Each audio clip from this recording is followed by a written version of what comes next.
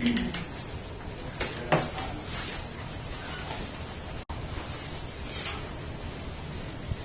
we're ready when you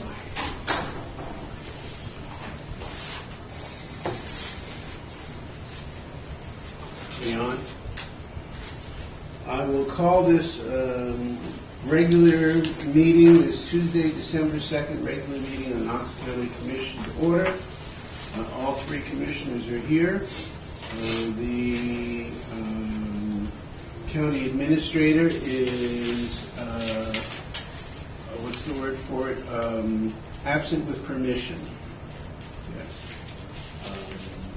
But we have a few other staff members here who can hopefully help us through this agenda.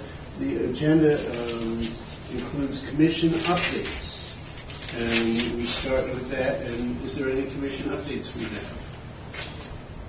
I have a couple. Sure. Number one,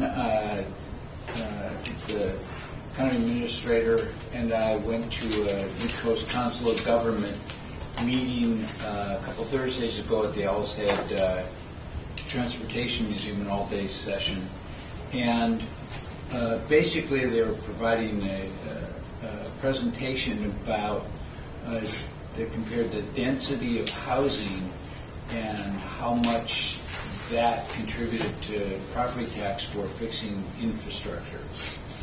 And it was an eye-opening presentation because in a less dense area like we live in, there basically is not enough property tax to properly pay for infrastructure without raising property taxes way high. And they talked about the one way to fix that is the density of housing. And there are a lot of town and city people there because it was more for them because they set those rates that we don't. But it was eye-opening to see that infrastructure is such an important thing, and we tend to sometimes overlook it and wait until the last minute. But it's something we should all be aware of, focusing on, and thinking about, because some of the projects are long-term, so you can come into office and leave office without ever having to deal with it, and we should always be paying attention. So that was sort of a tough meeting to listen to and understand what's going on. The good news, last night I attended a meeting at the Camden Snow Bowl with what they're working on, and they have a really great plan to make it a four-season facility, and lots of plans. It's the most biggest modernization plan I've seen since I've lived here, even beyond when they put in the new lifts 10, 15 years ago. They have a really great plan moving forward. Both it's already showing fruition. They already have. They will be open this weekend for the first time this early. They will have the triple chair open at Christmas, which is really rare. But they've changed the way of doing so. They'll have a tubing hill again with a lift for that. So lots of changes coming, which is really good news for that community and for all the surrounding community. And those are the two things that I've been up to. Great, thank you. Anything? I do have a couple of things. Sure. Do you want me to dive right in? Sure. So one thing, we did have the strategic planning meeting with staff, county staff, I forget, a couple of weeks ago, I think now. And unfortunately, there was some miscommunication about the scheduling, and so only about half the folks showed up, and the folks who were there decided, it doesn't make sense for just us to be moving forward with this planning process. We need everybody in the room, and so that's going to be rescheduled. So that created a little bit of a delay in the development of that strategic plan, but that is still ongoing.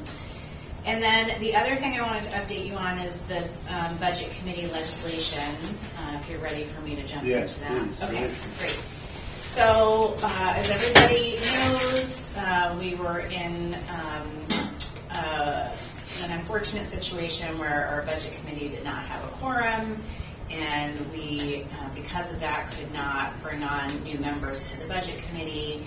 And that forced us into a situation where we have to use the 2025 budget for the 2026 fiscal year, which is not a positive thing for the county, as we all know. And in our exploration about this, we learned that the only path forward that would allow us to create a new budget at all in 2026 is the legislative path. So the three of us reached out to all of the members of Knox County's legislative delegation to update them on this situation.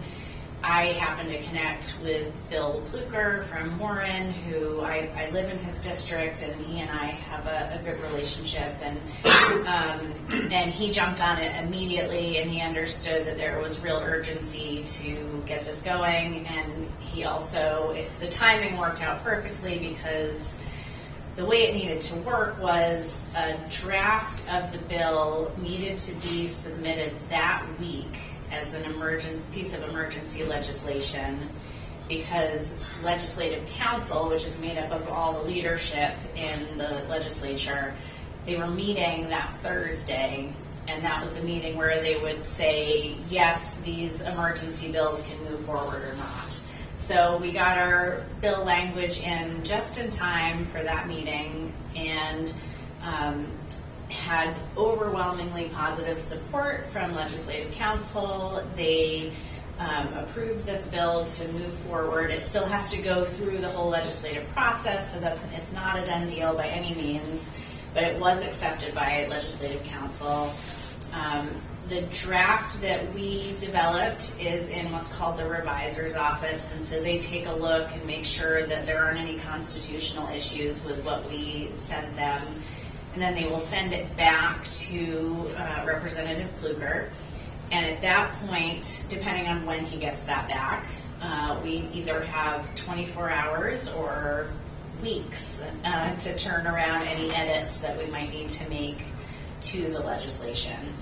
And so the draft that we submitted essentially would allow us to get out of this situation in the 2026 calendar year for a time-limited period. So it would just sort of get us out of this, but we would still need to fix the overall issue that got us to this place, and that would be a change to our budget committee charter. So the Legislative Council, the Speaker of the House, expressed interest in us making this a permanent fix now, so that we don't have to get into this situation again. And so we are going to potentially be working on that path if that still feels like it's an opportunity. But I think the number one thing is that we get this legislation passed so that we can have a new budget sometime, hopefully by the second quarter of FY26 for the county. Just looking at my notes here, the process after that, once we turn any edits back around, Bill or Representative Pluker is going to have to get co-sponsors, so we're going to hopefully get all of our Knox County delegation to sign on as co-sponsors, and then that will end up being referred to probably the state and local committee. And we have representation on that committee as well with Senator Penny Beebe-Center, and also Representative Matlack is a former chair of that committee, so she has a lot of experience. So we have some folks in the county who understand and have good relationships on that committee, which is very helpful to us. There will be a public hearing, which will have 10 days notice once that's announced. And so a group of us from the county will go to that public hearing and just share our comments. Representative Pluker will be there as the bill sponsor. And then hopefully from there, we're looking for a unanimous ought to pass from that committee, which makes the process of getting it through the legislature a bit smoother, but there could be bumps in the road. At this point, I'm feeling optimistic, especially given the Legislative Council really just, it seemed like a clear yes for them that this needed to move forward. They wanted to help us get this done. So I could go into more detail, but I won't. I think that's probably enough for now. But there's still more work to be done, and Chelsea and Amber and I are gonna, and the rest of the commissioners will be working on some, potentially draft edited language so that we're prepared for when we get that back from the revisor's office, and we can respond to that right away and have a path forward. So that's a lot of information, and I'm happy to take questions, and hopefully I can answer them. One question. I think it's great that they're thinking about making it a permanent fix, so that, hopefully this particular board will never run into this again. We're aware of it, but we weren't aware of the problem previously, and you never know when it might happen again as new people move in. So that could be a really good change, I think. Personally, I don't think it's a good change. I mean, we have a charter for a reason, because it's a form of home rule that the citizens have voted on.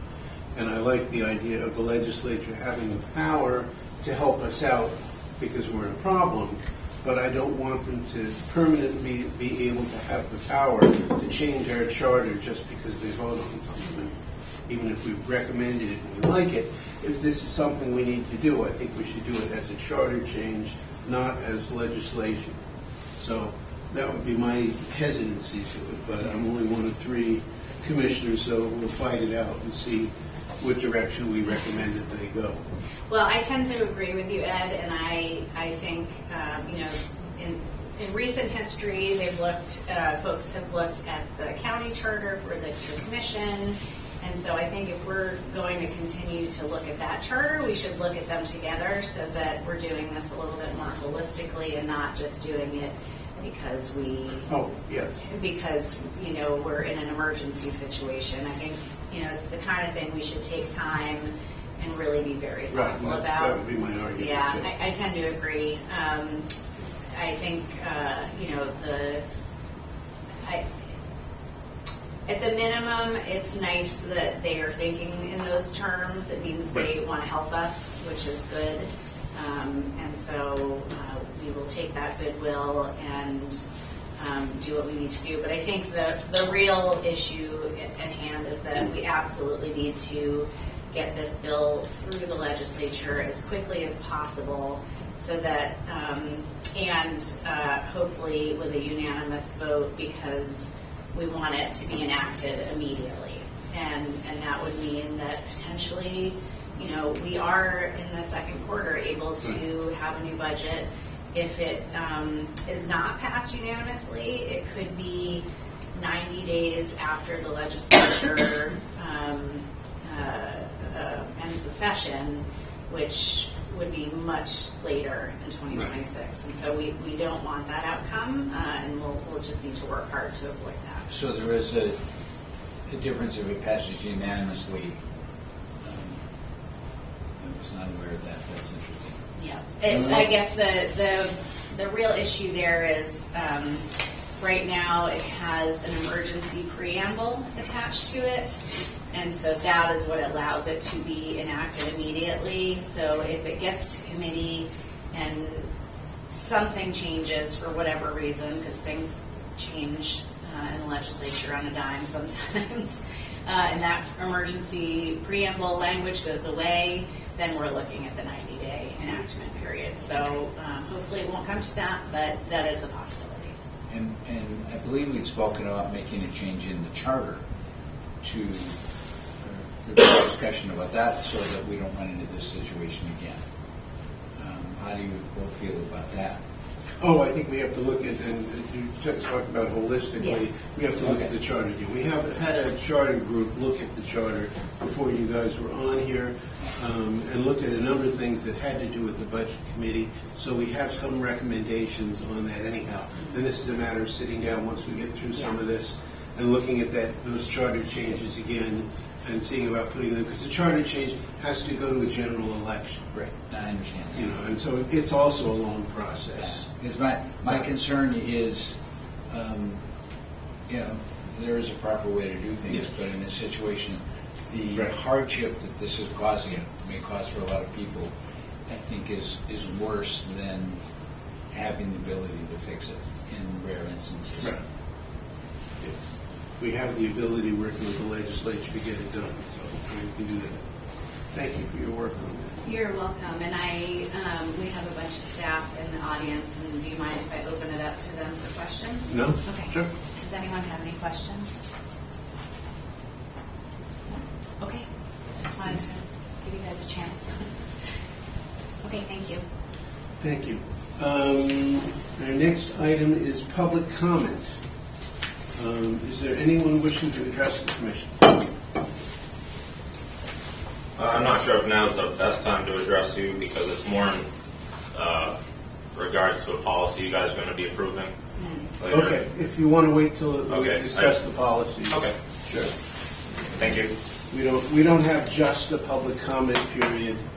I appreciate No that. comment after that, so. Thank you, sir. Okay. Any other public comment? Seeing there's none, we'll move to the consent items. Do I have a motion to approve the consent items, which include the agenda, the minutes of the regular commission meeting of November 4th, 2025, the minutes of the special commission meeting of November 10th, 2025, department head reports of October and November 2025, the warrants, and the reserve withdrawals. I'll make a motion, but I want a discussion after. Okay, it's been moved I'll second. and seconded. Now the discussion opens. I'm curious about item number 1, agenda. Non-agenda items only permitted if emergency in nature. I'm wondering where that came from and why that's. We pretty much ignore that. I mean, we Yeah. determine what we add to the agenda. Right. You I know, was just the curious future why is- it's yeah. actually there. Because and I felt this way in previous public jobs, is we are here for the people, and if people have some things that are important, so few people come to these meetings. I think having the ability to hear people out if they make the trip is important. I think the wording where it says emergency in nature is sort of a misnomer for what we do or what most organizations do. You can add anything to the agenda, usually if it's by unanimous consent. And I think we'll keep it that way. But Open meeting laws, FOA noticing, so we have to have the agenda out ahead of time so that people can plan and prepare to be here. And so if we are adding items to the agenda and we're not properly noticing it, it might look like we're not doing things by the book, by statute. Do you know why this was added to this particular consent item? I believe it's been on previous agendas. Yeah. Okay. It just Yes. Yeah. But I think we can determine what is an emergency in the sense that as long as we approve it unanimously, we can add it to an agenda. But, Okay. yeah, we'll look into it some more and see if there's better wording for that. If that's all right. Other discussion? Okay. If there is none, we'll call the vote on the consent items. All those in favor? 3 in favor, none opposed. Action items. Oh boy, I like action items. An act to appoint nominees David Hannon for fire and Jesse Thompson for EMS to the Knox Regional Communications Center Executive Board, each to a 2-year term beginning January 1st, 2025 and ending December 31st, 2026. Do I have a motion? Motion made. Second. It's been moved and seconded. Discussion. I was at the meeting where the executive board nominated them, and it was unanimous, and they're very qualified for the positions. We know that Jesse's been on there before. Yes. I don't think David has he? Don't remember that. being somewhat new to this, but and Jesse's been there for quite a while. He's the chair of the board, Right. the executive board. Great. And it looks like they're still looking for a third nominee. Is that correct? Yes. Yeah. Yeah. They had a third nominee who stepped out or stepped back. Okay. So they need to have one more. So, but that probably won't come to us till January unless we have a special meeting. Yeah. Any other discussion? Seeing as there's none, all those in favor? 3 in favor, none opposed. Next one is an act to close the Knox County Administrative Courthouse offices in December 2025 in alignment with the statewide closures of the main judicial branch. Do I have a motion? So moved. Second, Moved and seconded. Any discussion? people work very hard, they deserve their time off. I think this is basically an extra day off because Christmas falls, on a Thursday? So And so they- this basically Friday as gives well. everybody a Friday off. So yes, but it's an extra day that we normally wouldn't give people off. Bah humbug. No, I think this is wonderful, yes, and I think you're exactly right. Everybody works really hard, and an extra day off is not a bad thing if we can give it. Agreed. All those in favor? 3 in favor, none opposed. The next one is an act to accept an administrative policy entitled Health Equipment Policy. Do I have a motion? So moved. Second, Moved and seconded. I really haven't had a chance to read this. Would you like the background on it? I would love to have somebody help guide us through what this is. I would love to do that. It seems like we're letting people walk on treadmills at work. We are. You gotta get your steps in at work while you can. So typically, I like to have policies reviewed and submitted on an annual basis, but the needs of the county change from time to time, and we like to try and be flexible with our people. In order to be flexible, we need a policy to back that up to protect the county. So one thing other counties are doing right now, specifically in their dispatch center, is we all know it's a 12-hour shift and people sit there all day long. Well, they invented this great thing called a walking station or a walking pad, and we have sit-stand stations where you can walk and work at the same time. So in order to do that and protect the county, we need a policy that supports that in case of injury, for noise considerations, to make sure we're not interrupting other people's work. So we borrowed what Saginaw had done. They wrote this policy with the risk pool and MMA support. So we're pretty confident it's a good policy. And it also comes with a sign-off sheet for the employees so they know what they're getting into. And they know this is strictly, the risk is on them and not the county if something happens. So it started with walking pads, but we wanted to have, in case there's other things we haven't thought of yet that come up for the needs of other people, we started off with a higher level health equipment policy. And in there is the walking stations or treadmill pads or whatever they're calling them nowadays. So have these already been installed? we do have one. We did a trial basis on it, and the person uses it every day and loves it. That's great. Yeah. Because I don't remember seeing it when I've been in there, so. Yeah, it's really cool. It's on wheels, so you can wheel it out of the way, and it stands up on itself, so it literally takes up no space to store. It's great. So, yep. I just want to know if you can eat your Twinkies while you're still walking. If you can eat your Twinkie while walking under 3 miles an hour, then you can eat your Twinkie per our policy. I don't want to not be able to have my donuts and Right? Yeah. coffee while I'm working. Need that energy to walk. I get it. Now, would this be open to people all over the building? Correct. Yeah. Correct. That'd be great. It was driven by communications, but it's open to anybody. Do we supply the treadmills? So we have a grant that supports 50% of the cost of it. Oh, okay. Yep. Great. Yep. So if we only buy half of them. Yes. We buy one of the wheels, they buy the other. Yep. Great. Any other discussion? You can get there, you just can't come back. Right, exactly. I'd love to get a report back eventually about how many people wind up using something like this. Absolutely, I can do that. It's just, I mean, after the end of a year or so, Yeah, if this is really caught on or not.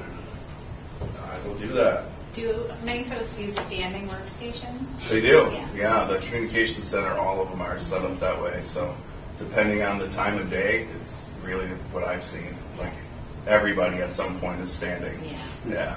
That's Yep. Any other questions? If everyone on? I'm just wondering if the commissioners need them, but that's down the road, I guess. Yeah. Not here that long. All those in favor? 3 in favor, none opposed.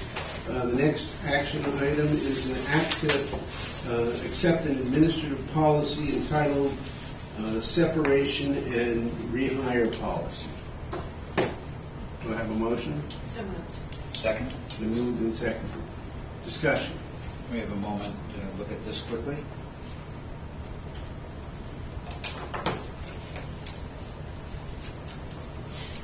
While he's looking, would Yes. you help me for us? So page 1, besides one bullet, which I'll get to, is our current policy. It's just rewritten in a manner that's readable and it makes sense to people, but there's really only one change, and I'll get to that.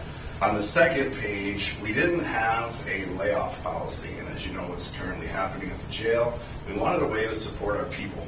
How do we give them credit and put them at the front of the line for positions within the county?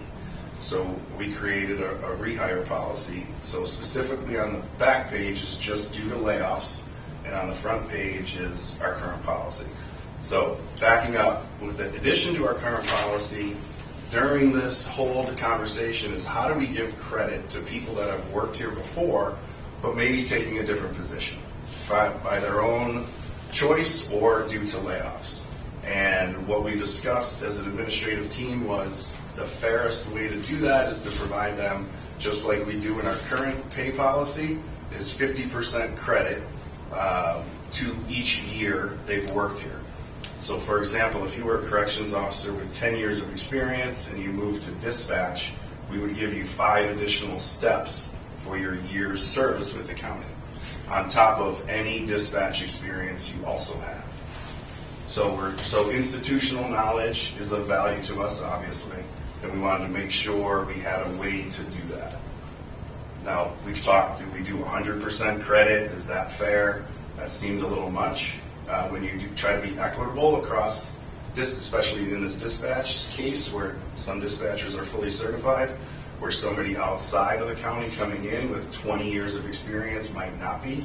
So to pay them more than somebody fully certified didn't seem fair. So following our current policy of half credit seemed to be the most equitable for both sides. That's the change in the first page. We wanted not only to add that to the layoff section, but add it to any time we rehire somebody. So within a year, of course, because institutional knowledge tends to drain after a year out of your brain.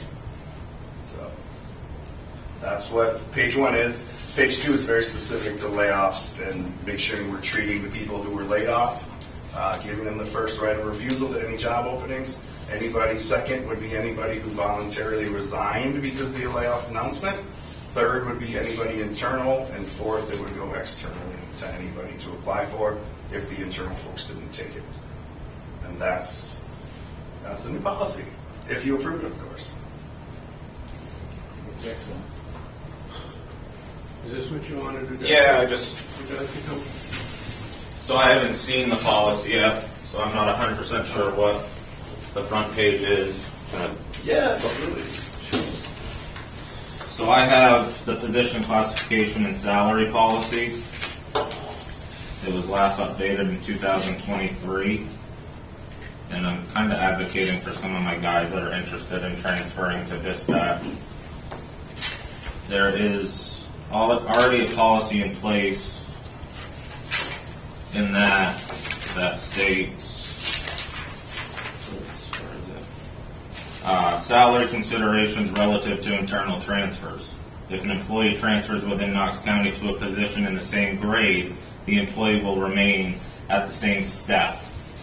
The employee will be eligible for a step increase the following January as per the normal guidelines. So if so a corrections officer's grade 11, a dispatcher's grade 11. They have 5 years, they're at step 5, so they should transfer over to dispatch at step 5. They shouldn't transfer over at step 3 If these were if transfers. they were transfers. If they were transfers, correct. But my question is, why wouldn't they be treated as a transfer? Why are we treating them as a layoff? If they were laid off, then they would be treated as a layoff.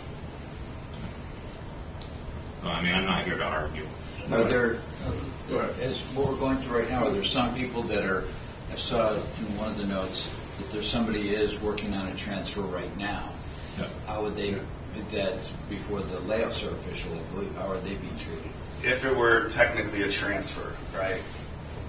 These people are interviewing for these roles. It would be more considered more likely a promotion kind of thing, or just a internal move to a new position. But we're not it's not a transfer technically by law, because it's not us moving them, right? There was an effect to their position. It's moving away, and they are interviewing for this role, and they might not get it. So it's treated as like an internal hire for a new role. Now, we could choose to follow that policy, but that's not what's being done here. It's tough because it really is apples and oranges. It's not apples and apples. Correct. You know, it's the jobs are similar but very different. Right. And then typically we wouldn't transfer somebody from corrections to dispatch because, like you said, the job is completely different. Yeah. So I'm happy to do whatever. We just tried to find something that was equitable across the county. It's totally your call on what you want to do. But you did list 4 different ways people could leave. One was by choice, Correct. you know, and in that choice to go someplace else in the county. Could be. Correct. I mean, that's, assuming that was it, that would be about as close to a transfer as we get. You Yeah, know, it I would mean, be, they haven't yeah. been fired yet. They've agreed to go someplace else, and we've agreed to hire them there. That seems like that would be a transfer. It's not, you know, the definition is squishy at that point. I'm sure there's a real legal definition for a transfer. Right. As opposed to, but they're not really being laid off at that point. It's before they're laid off. They know they're going to be laid off if they don't take another job. Correct. Correct. A transfer and why that credit was given, because it's normally a move dictated by management, not by the employee. Right. So if management wanted to restructure and move things around, that's what the transfer was created for, so it didn't harm the employee during the restructuring. Which is what we're doing. If it were inside corrections, yes, I would agree, but since it's outside, in a completely different department, it really doesn't align equitably. So if the person who is being rehired, if we are going to classify it in that way, they could feasibly come with the half credits and could have extensive experience that applies, so that would get them to the same A very similar It's place. a very similar Yes. place. So it really is a combo of time and experience that would be required to get you to that place. Correct. Okay. Correct. Okay. We would value the people that were here longer more, trying to make it as equitable as possible for their years of. You'd have to also have basically similar amount of time in each position, right? Yeah. I mean, I think from my standpoint, we're taking people who are getting paid a certain amount, and they're shifting over to another job in the county because their job's no longer there. But I hate to see them take a pay decrease just because they're switching over. As near as possible, at least match their, you know, something close to their pay. You can do that. You can do that. I mean, your argument is that if we do that, some of them will get paid more than dispatchers who've been there for a while who are already certified. Correct. Because this case specifically is moving 3 grades down into a position, you could have somebody making way over the grade currently of our highest paid person. The highest paid person? In dispatch, yeah. For example, if Sean were to move over there, Okay. he would be outside the grade. 38, Because he has so many, because he's got so many more years and so many more grades, Correct. corrections than anybody who does anything in communications. So I'll put it out there for you guys. I'm interested in transferring to dispatch And we'd love to have you. because, and I currently have 12 years tenure with the county. All I've asked is that my 12 years transfers over with me there. Under this current policy, I'd only be afforded 10. That would be roughly a $10 an hour pay cut, $9 an hour pay cut from what I currently make. I'm just wondering if there is maybe it's a different policy that is specific to closures. You know, when we're restructuring actual departments and losing staff in that way, that feels different to me than typical layoffs and rehires. It just, I don't know, this something about this particular situation feels different than what you might typically face. So I wonder if we could think about a policy that is specific to if we are laying off significant amounts of people because we are existentially changing a department of government, that we do accept those years of service. And maybe, I don't know, like I get the pay equity thing, that part is challenging, but it's also a way of acknowledging the years of service. So, maybe there's a way of looking at the pay for folks in terms of, I think we already do that, right? That we, as years of service increase, you get And Mike and I have had this conversation. I'm not asking to transfer over at my admin rate, but I'm at now. I recognize that that's salary and stuff. I'm just asking for my years of service to be considered. Yeah. I don't know, it just feels like a special circumstance to me. Yeah, and a couple examples that we're given is we have a person upstairs in the DA's office with 40 years of experience, and if they were transferred over to be the jail administrator, they would be the highest paid person in the county with no experience in jail administration. So is that fair to anybody under them or around them? And that's what, in HR, you have to look at the equitability across the whole entire county. And that's, again, it's the fairest I could come up with was 50%, given the amount of years our people have. I have a question. How many people are we discussing at this point that Potentially 4 or 5 right now. that could substantially change the whole feeling inside the dispatch center? If there was a whole community that was paying much more than people that have been doing it for a long time. Correct. That's the tough decision, right? How does it affect everybody? So maybe we're not ready to have a vote on it or more discussion. I'm happy to come up with a different sort of policy. Would 75% make it closer to being halfway between what we want and what everybody wants? It could. It could. The higher you go up from 50, Right. the less equitable it becomes for everybody else. But I understand we want to take care of our people too. So, again, I can go either way with this. I've granted other people in the past at 100%. We also, I think this is one of those where it comes back, the people who are in dispatch also want to know that they'll be taken care of too down the road. Yeah. And this is one way of saying that, yes, we take care of people if we can. Yeah. Those people in dispatch also have to say, I have to sit here and train this person that makes $5 more an hour than me. Well, I think it's a recognition of the fact that they've been working someplace else. Yes, can we come up with another way of doing it? I don't know what the answer is, but I mean, Right, hide everybody's pay, right? Then Well, nobody would know. it feels like it's a cultural thing. Like Well, yeah. the culture of the institution needs to be that we take care of our people. Yep. And sometimes that will create inequity, but I would like to think that over the long term, it means that people want to stay here because they know that we value them and that we're going to do everything we can to make them whole when we can. I think I would like to see more options. You know, I don't know, I don't know enough about this, I'll be honest. So, is there an opportunity to like provide more vacation time or something like that helps Yeah, absolutely.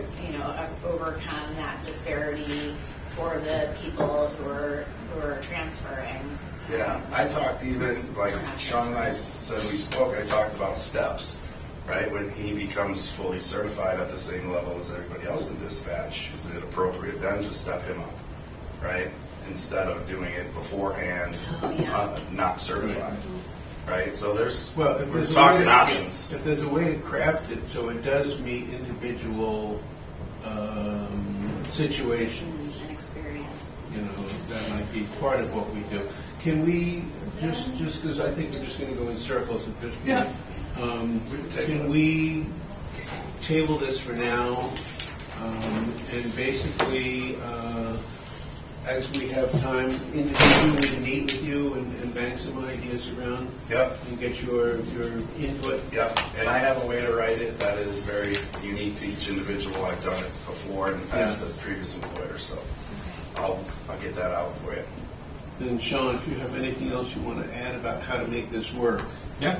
we'd love to hear it too. Yeah, because you understand her situation. This is a tough one. This is one of those gray areas where there's not an easy solution, but we can come up with the best solution for everyone. I mean, you represent Yourself. both your own take on it, but also the other employees that you know 100%. Yep. and where they come in and how they fit in. Yep. And see if we can work on something. But we can't let this drag on too long because this will personally affect people starting quickly. Correct. Yeah, so if we need to have a Especially special meeting to approve this, let us know, because it seems like this needs to be done probably before the first of the year, I'm assuming. Oh, yes, Yeah. yes, like next week. Yeah. I think that's a good idea. Okay, perfect. Thank you both. Thank you. Thank you. And I just want to thank Lieutenant Wallace for all of your advocacy. I understand you've been a real leader through all of this for Appreciate it. folks, and it's appreciated. Thank you. Thanks, Sean. Okay, we have a motion on the floor. We don't usually do this, but I would like to accept a motion to table it for up to a month. Sounds like we don't have a month. Up to a month. Yeah, okay, sure. With the date uncertain. Yeah, okay. Okay, and I'll second that. Okay. And so we'll vote on the act to table it. The discussion would be that, yes, it's not, we want to get it done sooner than this, but yes. Okay. All those in favor? 3 in favor, none opposed. The next one is an act to select a commission representative to the Maine County Commissioners Association of the Risk Pool for 2026. I am currently the representative from the commission.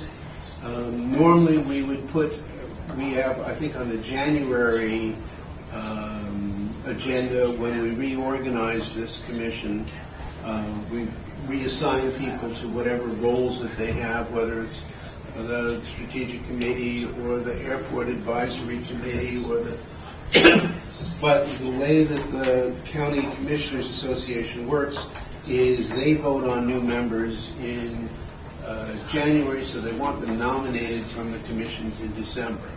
I would nominate you as our continued representative. I would second that nomination if you want it. Sure. No, I mean, it's great fun. Okay. I think it makes the most sense. I mean, we've all sort of Right. moved into the avenues that work best for us, and I think it's working very well. Yeah, I mean, we're not looking at new commissioners this year. We don't need to fill any new holes. Right. So I would suspect we would probably keep the same positions that we have on the same committees unless somebody wants to step off of the committee.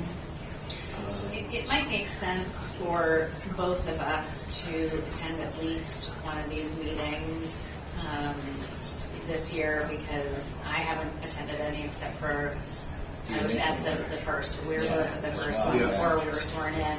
So there'll be another one of those in January? Oh, I'm sure that, yeah, they'll have another big one like that. There's one, as a matter of fact, this afternoon at Two Bridges. Right. And there's some kind of reception afterwards, which I'm not going to make it to.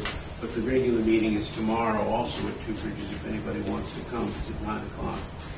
I know, it's challenging that they have the meetings during the day. I know Yeah. it's, We're both working. we both work, so, Yeah. And yeah. I'll be in Boston all day tomorrow, Yeah, so. it is a challenge. But I appreciate that you continue to be up for it. I think we're fortunate that you have the ability to Yes. attend the meetings. Yeah. You mean that I'm not working? I'm a lazy, no good. I wasn't going to. That's what Mark said, not me. Okay. Chelsea, can you strike that comment from the, Bold and underlined, or just start with the Okay. Let us then vote, since there's been a nomination, right? Yes. Though, yeah. So we'll do it that way. All those in favor? 3 in favor, none opposed. thank you. Thank you, Ed. Then discussion items. Normally, we would turn this over to the county administrator. I don't know what other items we would have to discuss anyhow. If it's all right, if we could plan for another meeting before the end of the year, Sure. we have some items that will probably need to Yep. be addressed. Yeah. I don't know what the dates are. We have, next Tuesday would be what day? 16th. Tuesday is the 16th? And then the Tuesday after that, I mean, we're getting closer and closer to Christmas when people are away in Florida and all that sort of I would thing. suspect next week, because then we go into the week of Christmas, and for anything to happen based on decisions we make would be almost impossible, so I would suggest next week. I can do next week. 16th? Yeah, I can do the 16th. Yep. If you guys can. We'll plan that, and if nothing's done and we haven't finished anything, there's no reason to have a meeting, then we won't have a meeting, Well, but if that- we can, 2 o'clock. 2 o'clock. Next Tuesday, 2 o'clock, 16th, that works. I will say there's two things that I know will come forward regardless of Okay. what was discussed today. So we will be meeting. Yeah. Okay. Good. Thank you. Just read. Other discussion items, is there anything we need to discuss? It's in front of us. I have a question, I guess, for Kathy most of all, and Chelsea. How are we doing as we struggle through finding out if we're going to be able to have a 26 budget after the first quarter? How are we doing being ready for 2025, 2026 at this point? That's part of next week's meeting. Ah, Yeah. okay. Okay. We did Yeah. have a phone call with state auditor, who is going to be contacting the Attorney General's office to see if there's any further guidance on how to operate an interim budget. Okay. And the commission, from what I understand, wants to take some sort of measured decision on that officially for the responsibility portion. And hopefully we'll have some more information from Matt Dunlap regarding how to proceed with the interim budget. The law is a little bit silent. Right. I do think it's incumbent upon us to vote a budget. There's nothing that says it has to be, because it's an interim budget, there's nothing that says it has to be in this fiscal year. We could vote on it next year too, though it would make it a lot easier for everybody if we knew that January 1st, this is the budget we're starting. Is that what you wanted to discuss next week? Yes. Yeah. Okay, then it's important, so. But it could also be, I don't know what happens during the week after Christmas. But there's also time there to vote finally on something. Yeah, I will be out of town for most of that week. Well, we can do it by Zoom. Okay. We have to. I think the urgency is there's a lot of questions that are coming from managers, there's a lot of questions coming from employees. There's questions about increases on normal step up CPI, and there's a lot of mixed messages because there's been so many discussions and the process has evolved. Right. So I think that needs to come forward with a commission decision as to how we're moving forward. That's critical. Yes, I was hoping we would have a series of meetings with different department heads at some point, but things are conspiring against us. But we'll meet next Tuesday then, if nothing else, to discuss the budget. If you think we'll be ready to have something on the table. Good. Anything else?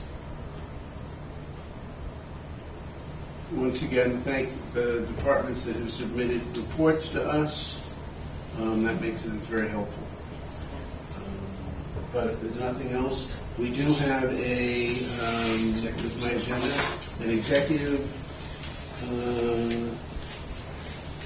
what is it? Convene an executive session to discuss personnel matters pursuant to 1 MRSA 4056A. Right. Consider that a motion. Second.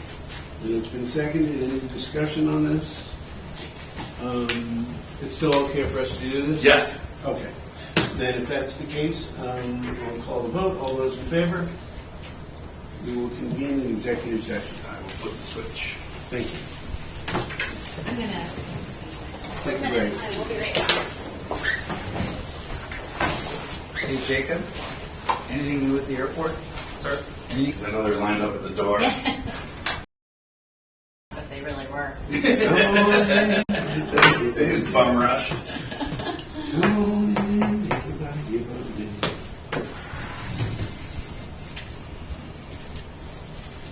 I do like the new design. Yeah, we're not quite sure what it's all about. Well, we took Yeah. everything out of there and brought it out here. We're back on. Oh, Every day something new. new.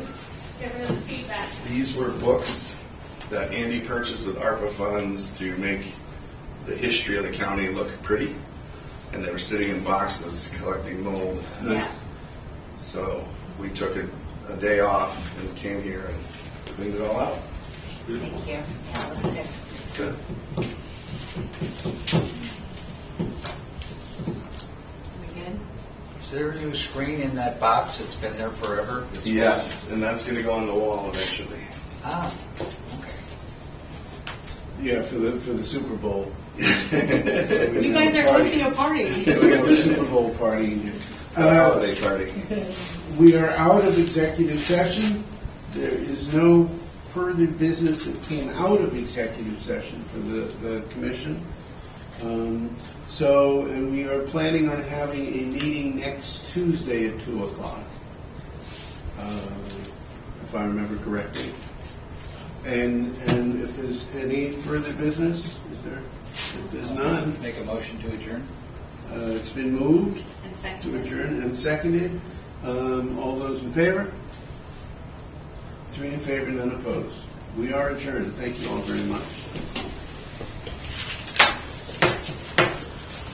But we do have some papers to sign. Oh, that's right. Not the papers.